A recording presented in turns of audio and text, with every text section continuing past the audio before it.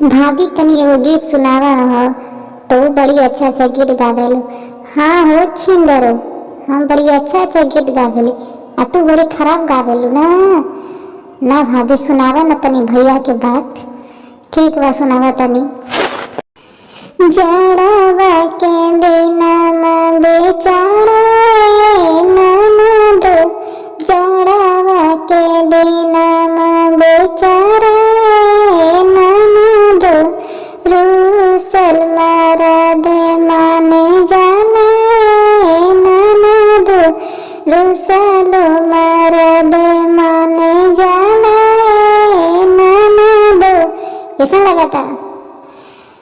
गरमी के दिनमा बेशर्मी ननदो, अरे गरमी के दिनमा बेशर्मी ननदो, एक में हारू दुई पटिया ननदो, एक में हारू दुई खटिया ननदो, एक में हारू दुई खटिया ननदो। और अगर लोगों ने बताया कि हमारा वीडियो कैसा लगा, अच्छा लगा तो एगो कमेंट और एगो लाइक जरूर करब।